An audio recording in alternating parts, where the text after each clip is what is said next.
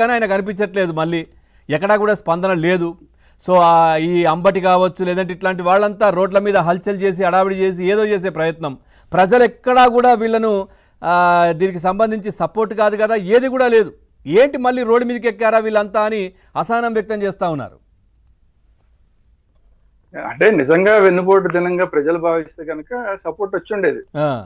కానీ నిజంగా వెన్నుపోటు దినంగా ప్రజలు భావించట్లా. ప్రజలు ఏ విధంగా భావిస్తున్నారంటే, ఇది ఒక విముక్తి దినం, 5 సంవత్సరాల ఒక దుర్మార్గపు పాలనకి విముక్తి కలిగిన దినం ఈ రోజు.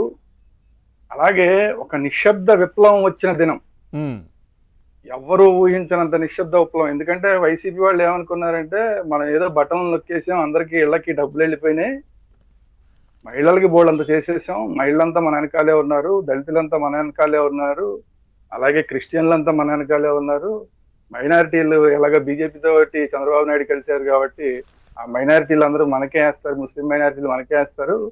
సో ఇవన్నీ ఉన్నాయి కాబట్టి ఇది మనం బ్రహ్మాండమైన మెజారిటీతో గెలిచేస్తామని అనుకున్నారు. కానీ ఒక నిశ్శబ్ద విప్లవం మహిళల్లో నుంచి వచ్చింది. ఆ మహిళల్లో నుంచి వచ్చిన నిశ్శబ్ద విప్లవం ఎవ్వరు ఎక్కడా కూడా గత ప్రభుత్వం ఉన్న 5 సంవత్సరాలు ఎక్కడ మహిళలు రోడ్డు మీదకి రాలా.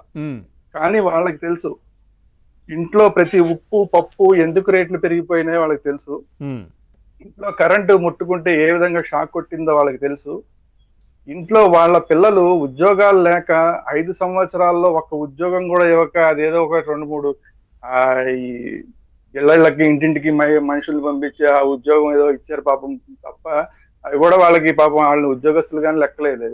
సరే అవి తప్ప అసలు ఉద్యోగాలే లేని పరిస్థితి. పిల్లల్ని రాష్ట్రం అంతా కూడా గంజాయి పెరిగిపోయి లిక్కరు మొత్తం అంతా కూడా ప్రతి ఇంటింటికి కూడా లిక్కర్ వచ్చేసే పరిస్థితి వచ్చేసి, వాళ్ళ ఇళ్లలో వయసుకు వచ్చిన పిల్లలంతా అయితే గంజాయి పాలకు, అయితే గంజాయికి బానిసలు, లేదంటే లిక్కర్కి బానిసలు అయిపోయి ఇంటికి వచ్చి ఈ అమ్మా నాన్నల్ని నాకు డబ్బులు ఇస్తావా వస్తావా గంజాయికో లేకపోతే మందుకో అని చెప్పి వీళ్ళని బెదిరించే పరిస్థితులు వచ్చి ఇంట్లో మగవాళ్ళందరూ కూడా ఆరోగ్యాలు చెడిపోయి తాగేసి ఆరోగ్యాలు చెడిపోయి ఎన్ని రకాల బాధలు అనుభవించారు అనేది. లిక్కర్ డోర్ డెలివరీ, గంజాయి డోర్ డెలివరీ, శవాలు డోర్ డెలివరీ.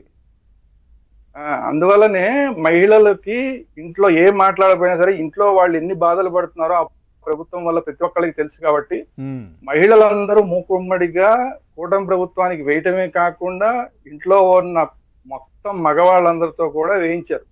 ఒక ఆడది కనుక మారితే మొత్తం ఆ కుటుంబం అంతా మారిపోతుంది.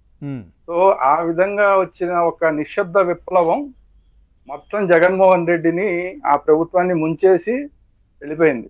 సార్ 19లో అన్ని సీట్లు రావడానికి కారణం మద్యపాన నిషేధం అనే ఒక హామీ అయినా, ఆ ఒక్క హామీకే అంత బ్రహ్మరథం పట్టారా అప్పుడు?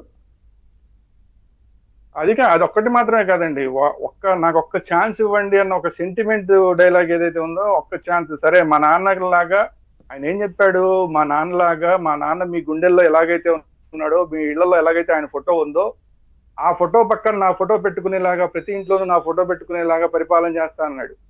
సరే ఏమో కుర్రాడు మంచి ఉత్సాహంగా ఉన్నాడు, రాజశేఖర రెడ్డి గారి బిడ్డ, ఒకే ఒక్క అవకాశం అంటున్నాడు. సరే ఒకసారి అవకాశం ఇచ్చి చూద్దామని చూశారు. కానీ ఇలాంటి క్రిమినల్స్ కి అవకాశం ఇస్తే, ఎందుకంటే ఆయన క్రిమినల్ అని చెప్పి మనం చెప్పడం కాదు, ఈడీ చెప్తుంది, మొత్తం ఆస్తులన్నీ జప్తు చేసేసి ఈడీ చెప్పింది ఆర్థిక నేరస్తుడినా అని.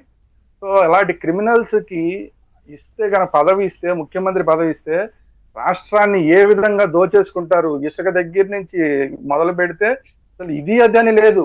ఒక్కొక్క జిల్లాలో ఆ జిల్లాలో ఏది దొరికితే అది, ఏది దొరక్కపోతే మట్టి, ఇంకా అది కూడా దొరక్కపోతే కొండలు కొండలు కొండలు కొండలు మాయం చేసేశారు. సో అందువల్ల ఇలాంటి దుర్మార్గ ప్రభుత్వాన్ని ఏమైనా సరే తీసేయాలి అని చెప్పి ఒక నిశ్శబ్ద విప్లవం వచ్చింది. ఈ పరిపాలన నుంచి మనకి విముక్తి రావాలి అని చెప్పి ఒక విముక్తి దినంగా మొత్తం అందరూ పరిగణించి కూటమి ప్రభుత్వానికి అవకాశం ఇచ్చారు.